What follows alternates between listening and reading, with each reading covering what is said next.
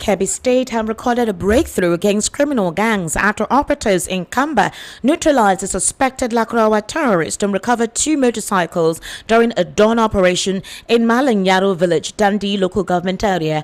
The incident occurred on the 25th of November 2025 at about 5:26 a.m. when armed men believed to be Lakurawa terrorists invaded the community. Now, according to a statement issued on Monday by the Police Public Relations Officer, CSP Nathiyu Abubakar Katarukashi, the divisional police officer in Kamba, immediately led a joint team of police operatives and local vigilantes to the scene. The security team pursued the attackers and engaged them in a fierce gun battle that lasted several hours. The remains of the suspect have been deposited at a general hospital, Kamba, for autopsy. To prevent any reprisal and maintain stability in the area, additional police personnel, soldiers and vigilante groups have been deployed for sustained operations. Commissioner of Police CP Bello M. Sani commended the DPO Kamba and other collaborating security outfits for what he described as gallant performance and professionalism in repelling the attackers. He urged the personnel to sustain the synergy and momentum in combating criminal elements.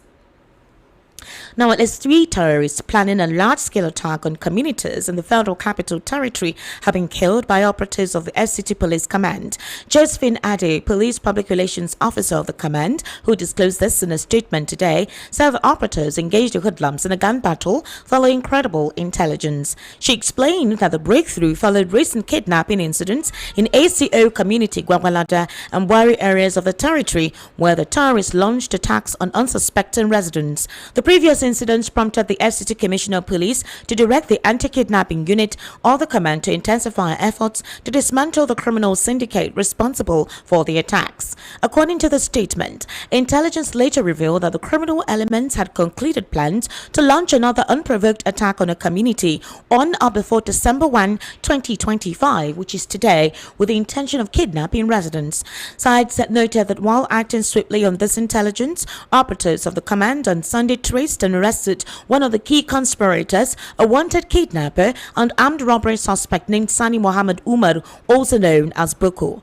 Josephine said the mobile phone of the arrested bandit or terrorist was suspected to be the primary device used in coordinating the criminal operations within the territory, adding that preliminary investigation revealed that the suspect had orchestrated a series of attacks across Abuja. Now, on citing the operatives, the heavily armed terrorists, including others, opened fire. The police, however, responded decisively, engaging the criminals in a fierce 30-minute gun duel, during which 3 of the terrorists were neutralized, while other gang members escaped with suspected gunshot wounds.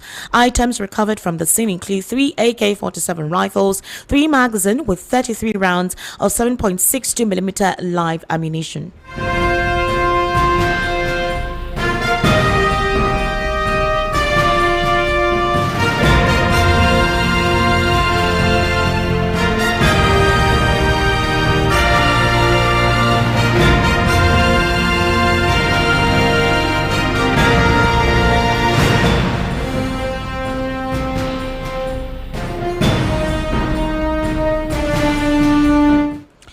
Meanwhile, Governor Agbo Kefas of Taraba State is currently meeting with President Bola Ahmed Tinubu at the Presidential Villa, Abuja. The governor arrived at the State House in the company of the All Progressives Congress National Chairman Professor Nentawe Yowada on Monday and proceeded to a closed-door session with the president. Kefas' meeting with the president is his first since he defected from the People's Democratic Party to the All Progressives Congress. You would recall that he was slated for an APC welcome on November 19, but suspended the ceremony, saying it would be insensitive to hold a political event as Kebbi reeled from the abduction of schoolgirls in Maga. A few days earlier, the Speaker of the State House of Assembly and 15 lawmakers defected from the PDP to the APC, citing the need to align with the centre on the crisis in the opposition party at the national level. While as at the time of filing this report, details of the meeting is actually yet to be gotten.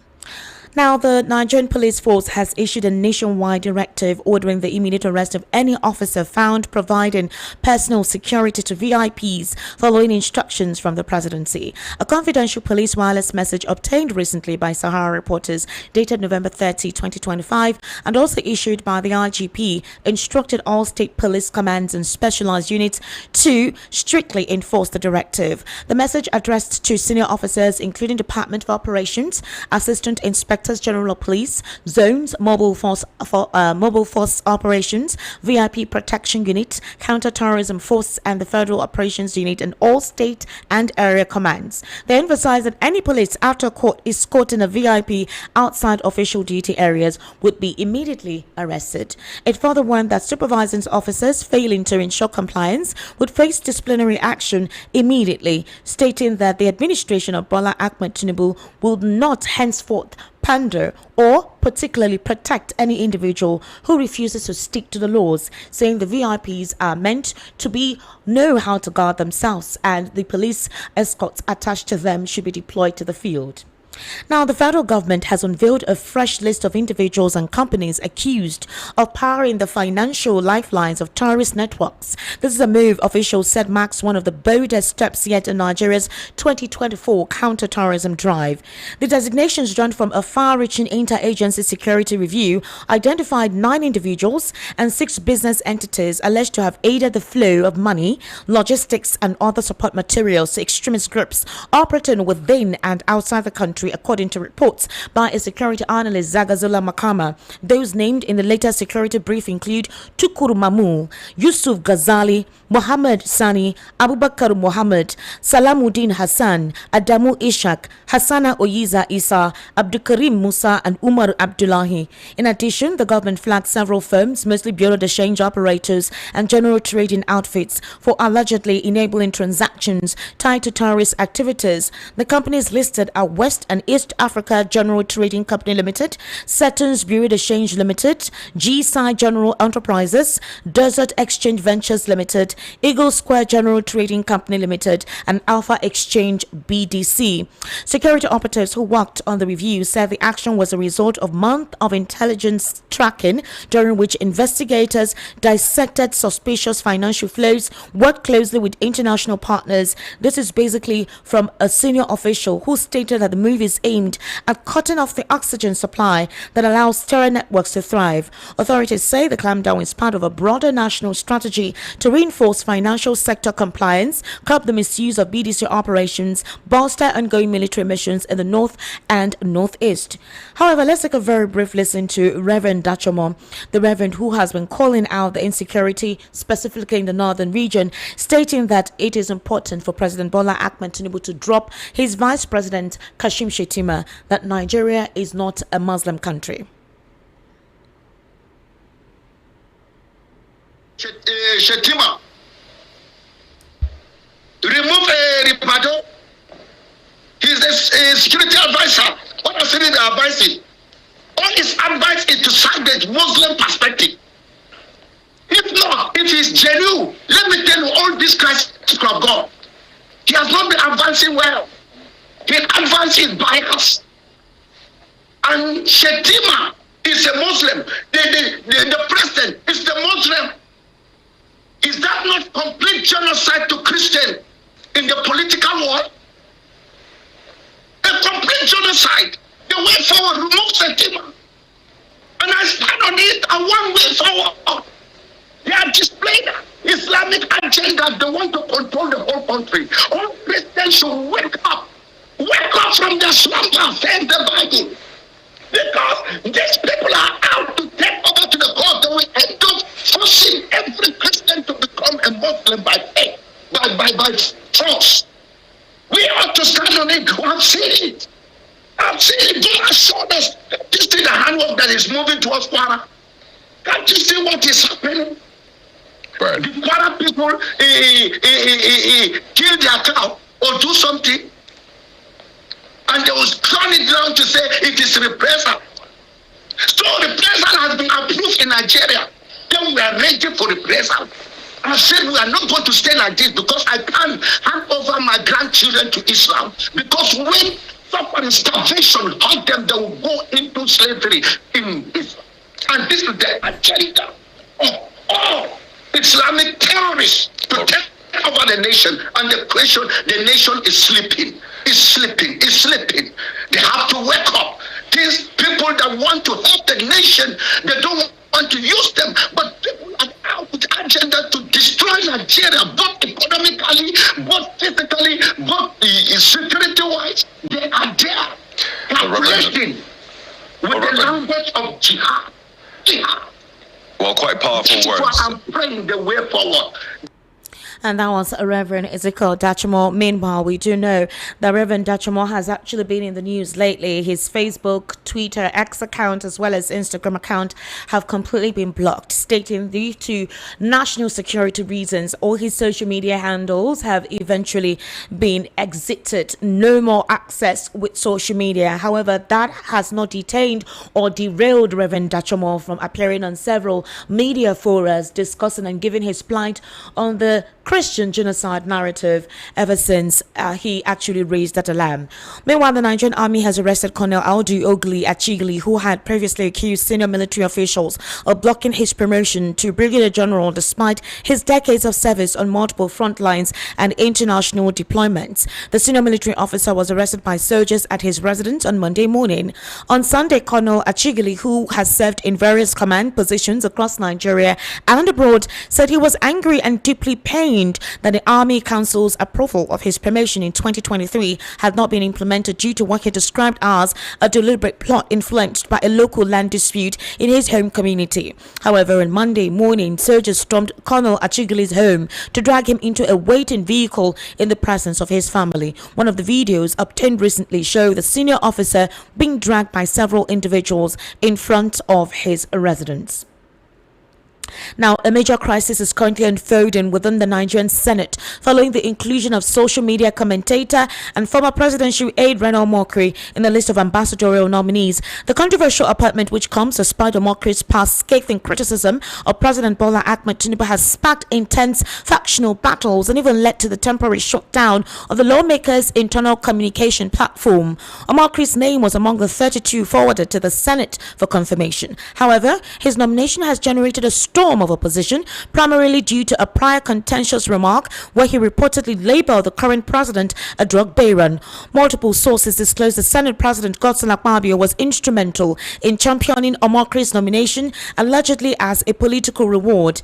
In an unexpected turn, however, Akpabio is now reportedly mobilizing his own loyalists to reject the very nominee he helped put forward. The Senate President nominated Omokri as a reward for the hatchet job he did for him. This is a statement made by one of the sources. In a related opposition, Senator Osita Ungu of Enugu West has taken a prominent role in mobilizing resistance against Omokri's confirmation. Ungu is said to be urging his colleagues to reject the nominee on grounds of impropriety, arguing that an individual who made serious allegations against a sitting president cannot credibly represent the nation internationally.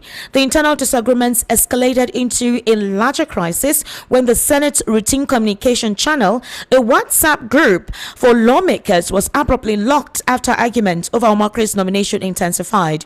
Senator Ungu, reportedly an administrator of the group, allegedly disabled responses to halt the confirmations. This move reportedly angered several senators who felt their voices were being silenced. Senator Natasha Akpoti-Uduaghan publicly challenged Ungu over the group shutdown and demanded that the platform be reopened and comments deleted during the altercation be restored. She says, "Dear Senator Osita Ungu of Enugu West Senatorial District, you will open responses in the Senators WhatsApp forum and repost my deleted comments. Else, I will bring this discussion to the public domain." However, let's take a listen to one of the past statements or rhetorics being vehemently disclosed by Reno Omokri on a monitored television program. Another person isn't telling me, you see the picture on the screen, I took that picture. If you move to the right, you're going to see me in that picture. Bola Tinubu is a known drug lord. He has this man who is meant to be the Minister of Labor and Productivity, or rather say on productivity, who went on TV to try to hoodwink Nigerians, telling them that the charge against Bola Tinubu was just for tax, that all he paid was tax, that it had nothing to do with drugs. That is a big lie. I have the document here. Nigerians can see it. I hope you can see it on the screen here. I have the document here. It actually says, and if you look at it, it says docket. A docket, and as I'm speaking, your viewers can go on Google and fact check me. A docket is used for a criminal pending. A criminal pending. So you don't use a docket for a civil matter. And then right on the very first paragraph on this docket, it says that this is a forfeiture action under section under 21 USC section 881. USC is the the United States Criminal Code. I will state it again. USC is the United States Criminal Code. Now, if you're watching at home, you can go on Google and you can fact check me. The United States Criminal Code is Title 18, USC, United States Criminal Code.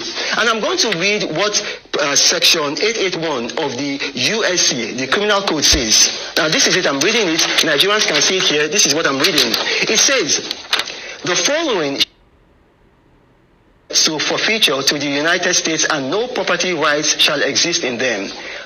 All monies, negotiable instruments, securities, or other things of value furnished or intended to be furnished by any person in exchange for a controlled substance or listed chemical in violation of this subchapter, all proceeds traceable to such an exchange, and all monies, negotiable instruments, and securities used or intended to be used to facilitate any violation of this subchapter. The word used there is controlled substances. Now, for Nigerians who may not understand this, a controlled substance are what they call narcotics, hard drugs. In this case, it was white heroin. All right, that was Reno Mokri there. There are also other evidence which obviously Reno Mokri called up President Bola Ahmed Tinubu also in a very, I think about almost a year ago. Reno Mokri was on a Micon podcast with Sheyin Okinbaloye, where that statement was actually asked, that question was asked, and he says he would never ever, based on his principle, work for President Bola Ahmed Tinubu. This has actually caused an imbroglio within the camps of the supporters of the All Progressives Congress. While some openly support that Reno Mokri has proven himself duly recognized by the Tinubu government, others feel that this is an embarrassment and does not invalidate all of the spurious allegations against the credibility of President Bola Ahmed Tinubu. You're currently listening to the World News at 6, right here on Voice of the People 90.3 FM. We're heading into a news analysis segment. I'll be joined via the telephone with Barrister Fred Nzako, who will be giving us his insight into some of the conversations, or rather the stories that were read right here on the World News at 6. To kindly stay with us.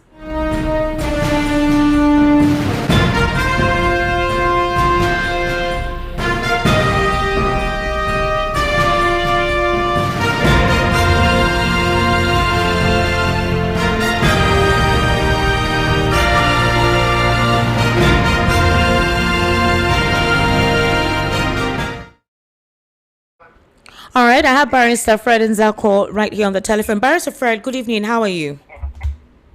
Very well. Good evening. Good evening, sir.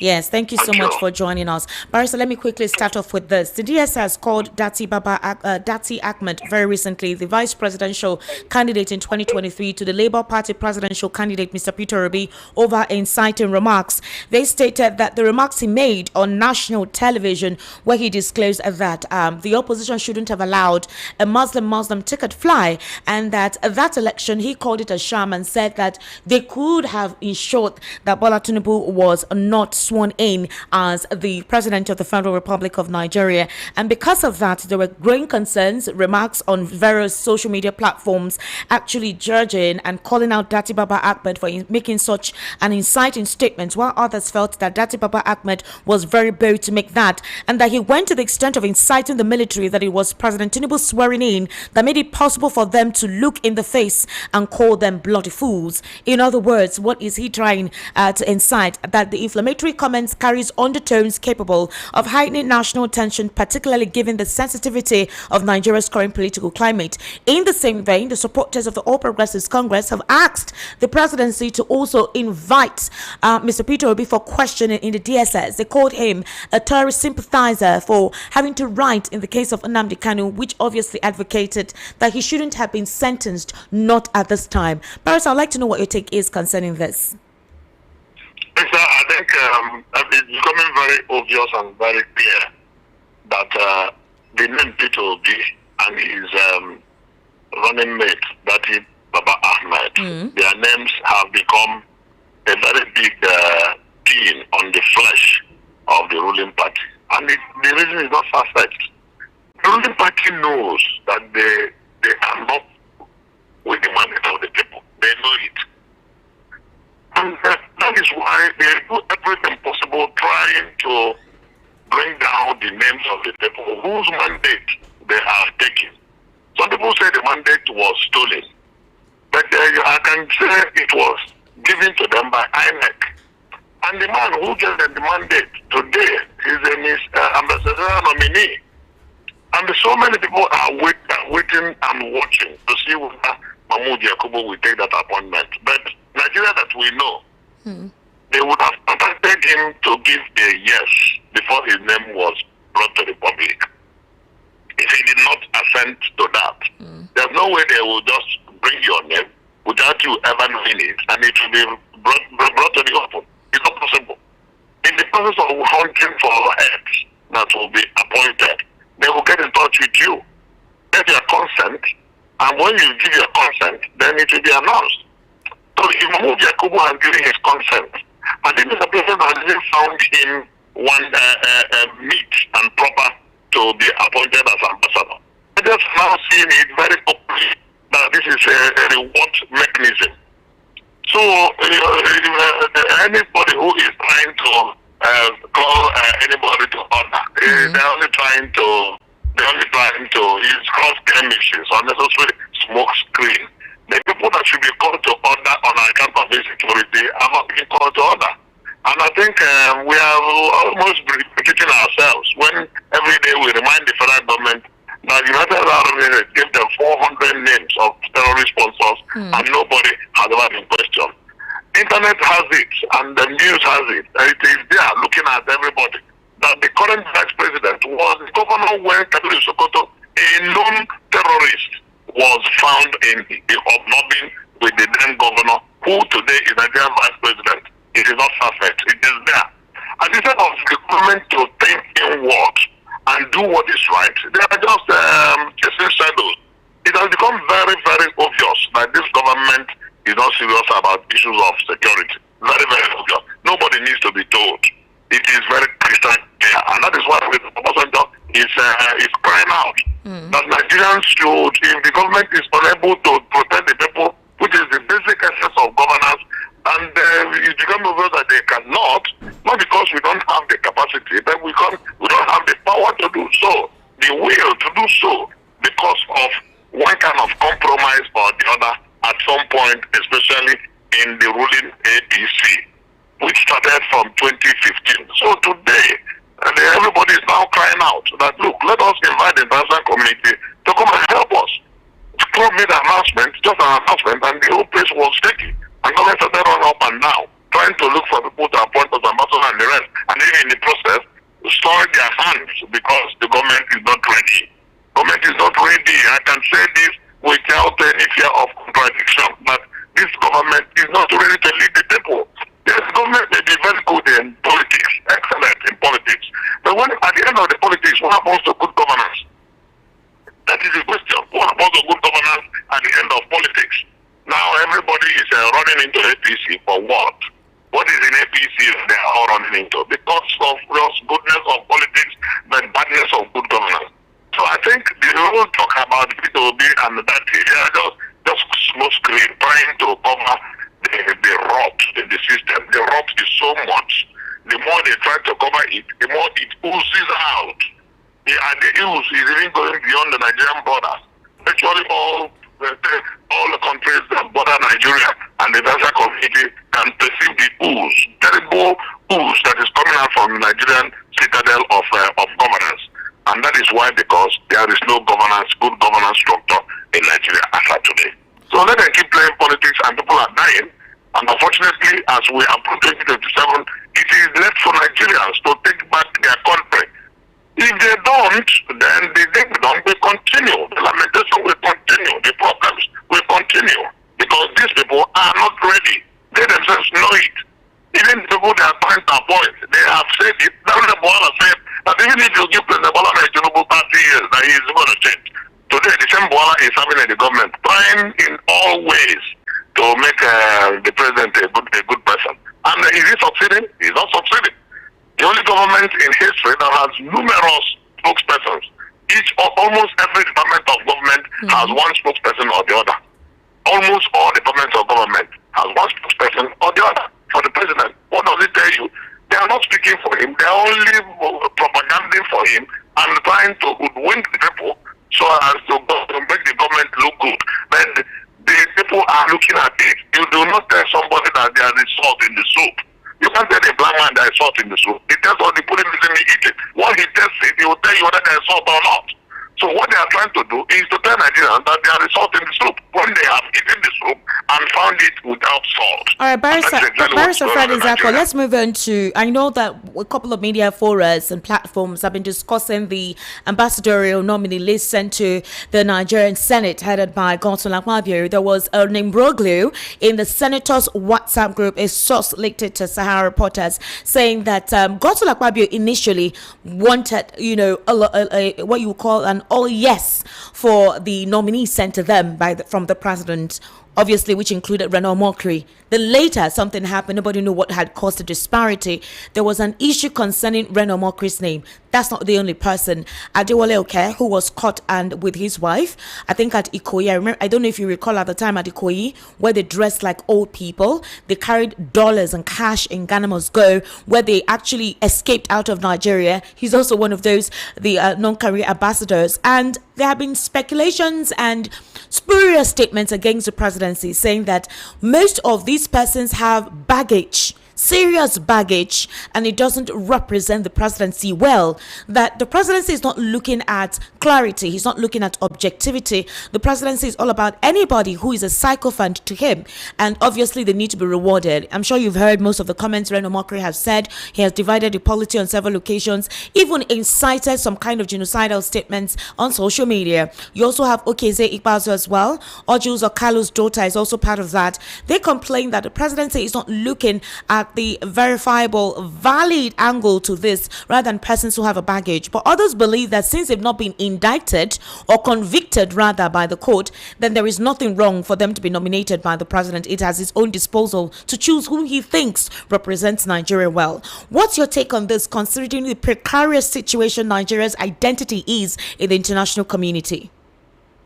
The list of the nominees, especially the ones from the political ranks, about 19 of them, even more than the career ambassadors. The ones, the politicians, is a very terrible embarrassment and a disappointment from Aso Rock. Nigerians expected that at this critical stage of Nigerians' life, where we need all hands that are knowledgeable, responsible, with integrity and capacity to handle our foreign missions. Mr. President is looking more in the direction of politicians. And even when he's doing so, he's looking at people that are manifestly unqualified for the appointments. Lack of qualification is not only in terms of capacity, but also in terms of integrity. But I think that what Mr. President wants to do is those people who have insulted him in the past, he wants to turn them to his accolades. So that the same mouth with which they called him names, they will use the same mouth to launder his name. And I can tell you that there's no way he will want to drop all those names, except if the people themselves refuse to work. Someone like Reno Mokri that called him all manner of unprintable names. As at the time he was calling him those names, he was in his mind right. And because he had evidence, credible evidence, and he was sure that what he was saying was the truth. Today, the same Reno Mokri was taken by the government, set on against Mr. Peter Obi. The first assignment given to him was to continue to attack Peter Obi endlessly, even when he has used the same mouth to sing glories about Mr. Peter Obi. And the very moment he was winged over, then he started attacking Peter Obi. That was assignment number one. Having done that assignment, they now want to give him assignment number two, go and massage the ego of the same man, the image of the same man that you insulted. Use that your same mouth that you called him failure, to call him give him pass mark. He's only a man that has no modicum of integrity like Reno that can be manipulated in that way and in that manner. Because like they said, he listens to more to his stomach than to his integrity. Now, so many other people that are in that format. Look at Faris Kayode. He called him all manner of names. Today, where is he? Daniel Boala had already mentioned him, and all the people that had insulted Mr. President at one time or the other before he became president, he wants to gradually make them to, because history will be there. History will be there. The future will be there. such that in future, if you ever say that, oh, this man said this against Mr. Bola Tinubu, another section of history will tell you, the same man said this gloriously about the man. So the latest one in time will be one to be reckoned with, in which case he is intentionally and gradually turning all those tongue-put men into his praise singers, so that they will, the same mouth they use to vilify him, they use the same mouth to praise him. Barrister, do you think that the president actually perused the list? Do you think he went through this list? You recall during the presidential pardon.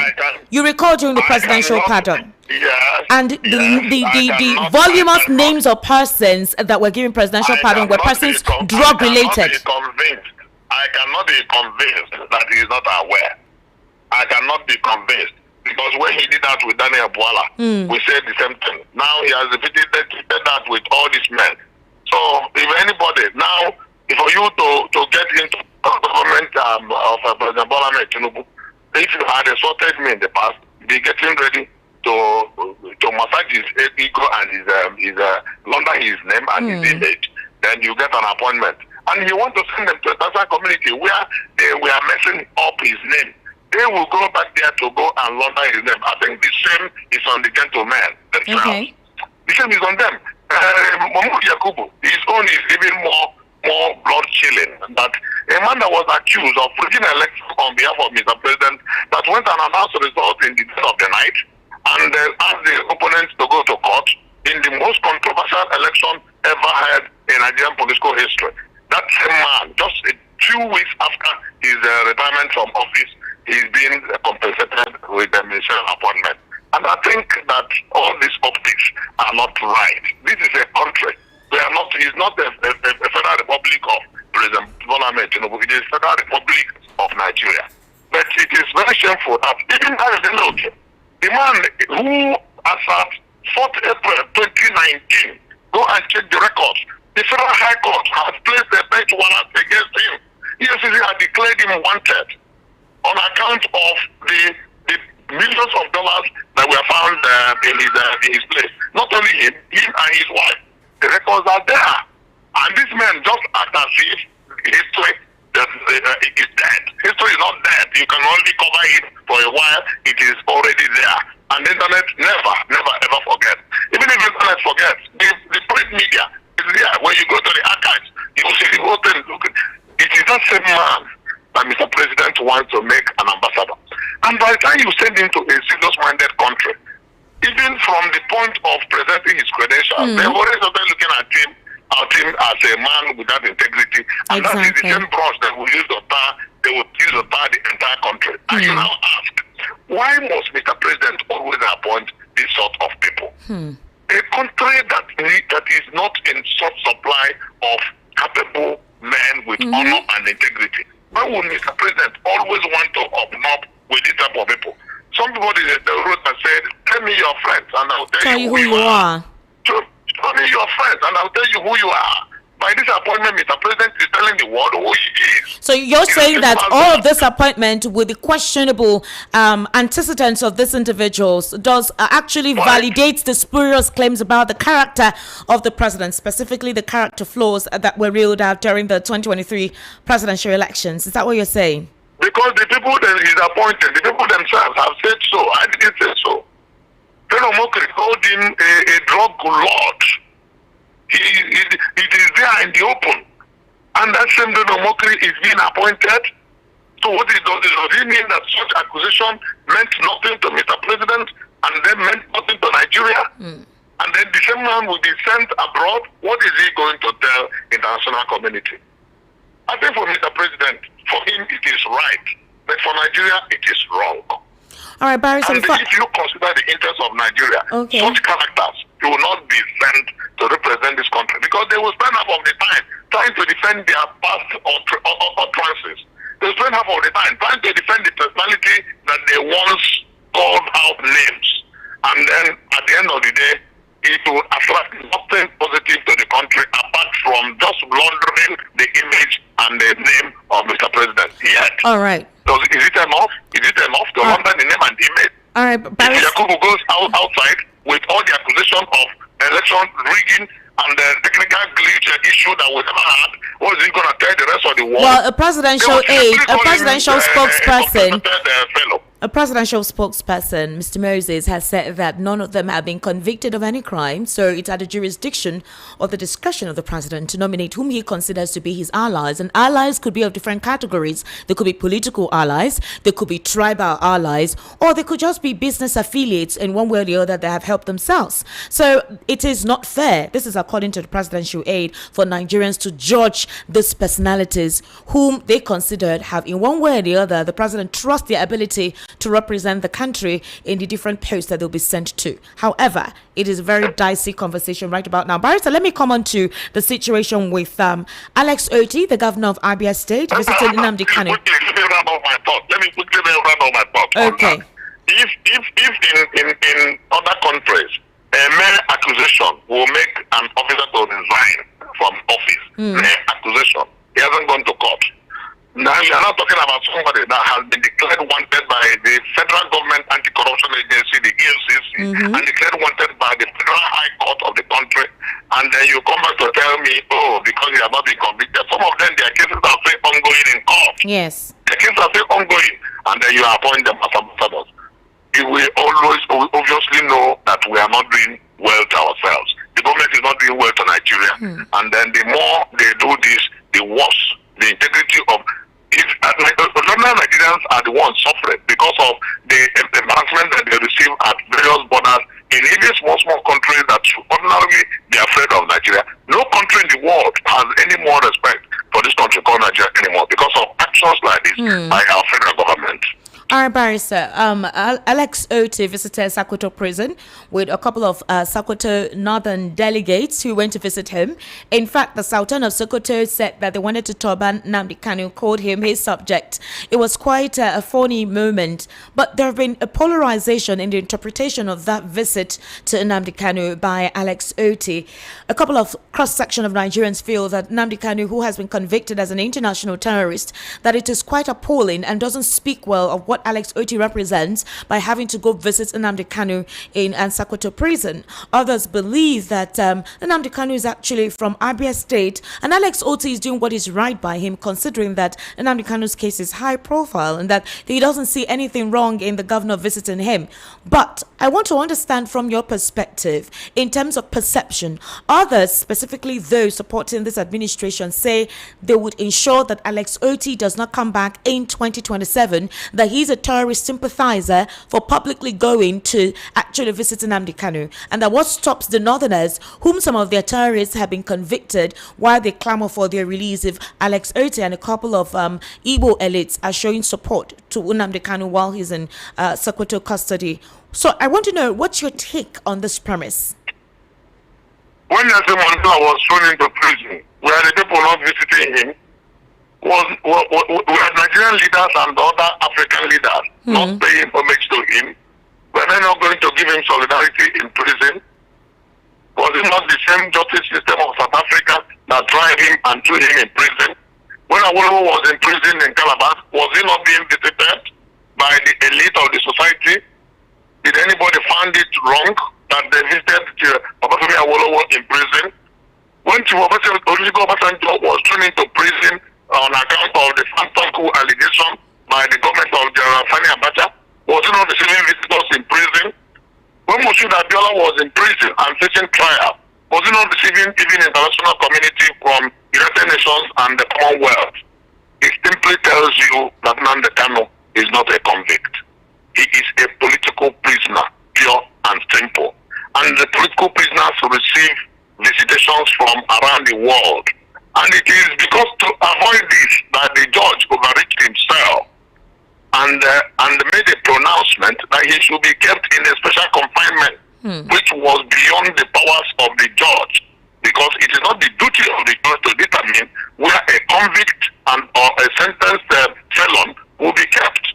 And with that pronouncement, it exposed his bias as if he was reading out an obvious script. So you feel Justice Omotosho was biased in that judgment? He didn't do right. I'm not visiting that issue. I'm only telling you the opinion of the people. Okay. That his statement gave him out as a biased judge. his judgment, because he stepped beyond the judgment to rely on his own personal opinion, because it is not in his purview to determine where to keep a convict. It is the duty of the executive. The Nigerian Correctional Services, aka Nigerian Prison, is under the Ministry of Internal Affairs, run by the executive. They determine where to keep any convict. If they like to keep him in Lazarus Villa, it is their business. It is not the business of the judge. If they like to keep him anywhere in this country, it is their business. It is not the business of the judge. So for the judge to make such announcement, it gave him out and gave out the inner working of his mind. But then, now he's in Sokoto prison. Have you ever asked yourself, why would Nnamdi Kanu, whose mother went to in Abuja, and he is going for appeal in Abuja, and he is going to Sokoto?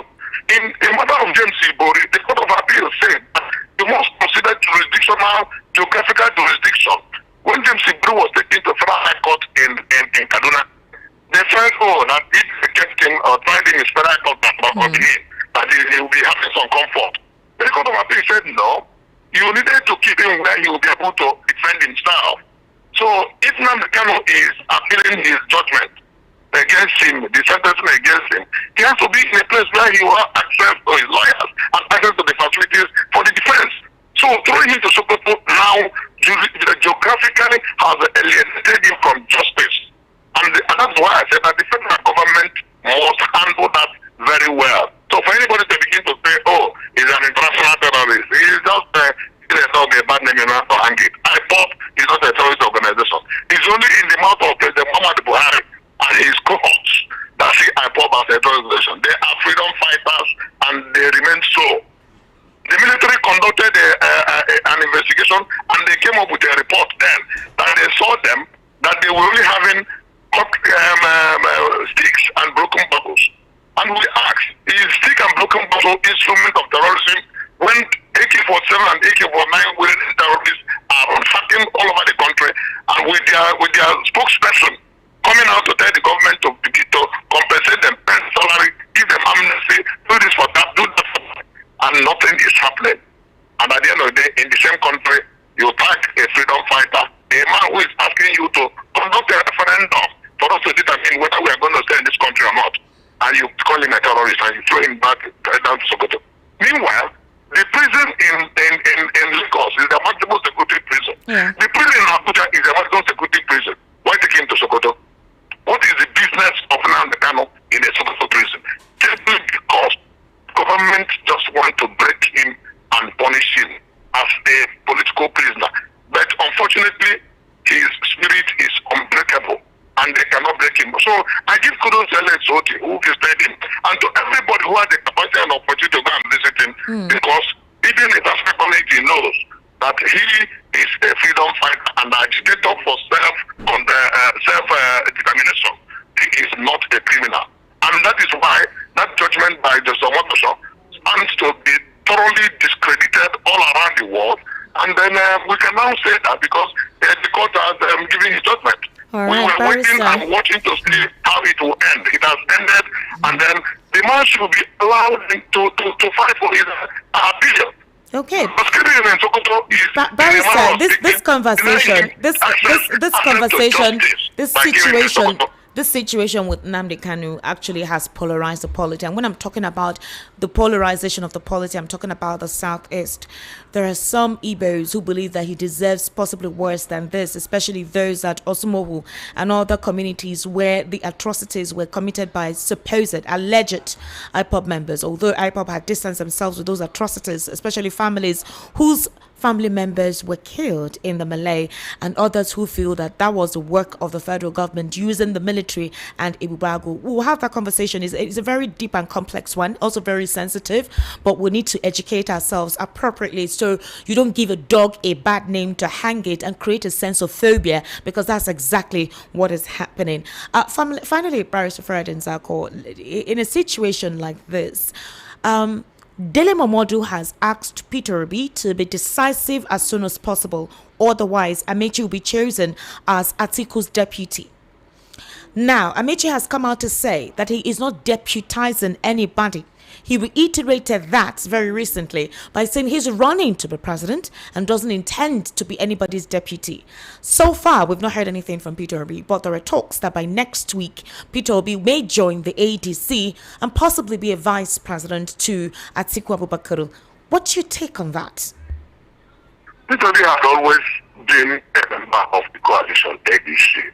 He has said that times with that number that Article 2 was a member of the coalition. And from day one, they said they were remaining in their political party in order to midwife ADC. Article has decided to fully join ADC as a party and has left his former party, the PDP.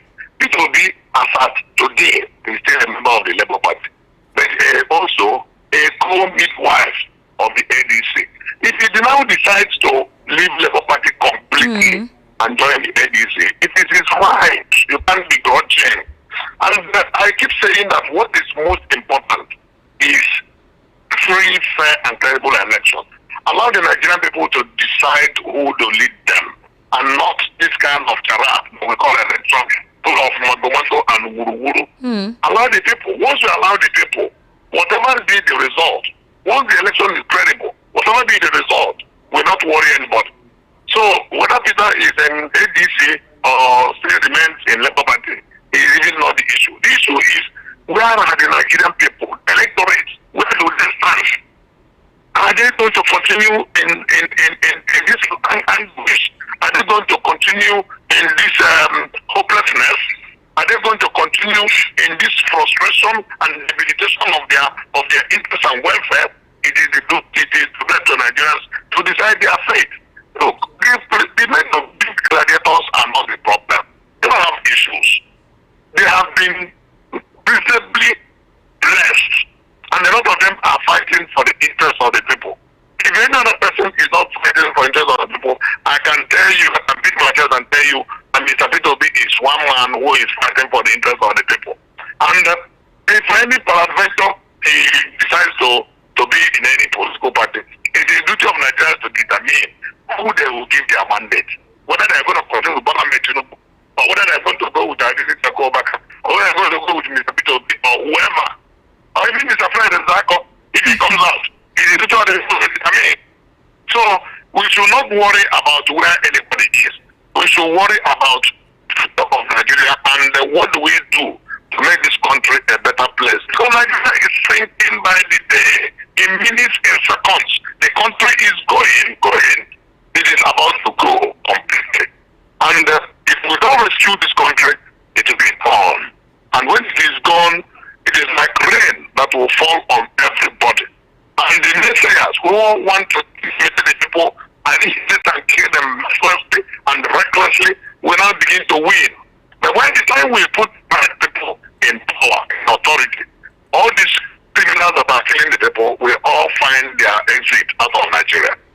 All right, Barrister Fred Nzako, I sincerely do appreciate you taking your time to give us your insights into some of the stories read out in the World News at 6. Thank you so much, sir. Many thanks. All right. And that's a wrap on the World News at 6. My name is Esther. Watch Copper seeing you for the evening rush at 7. Good evening and thank you for listening.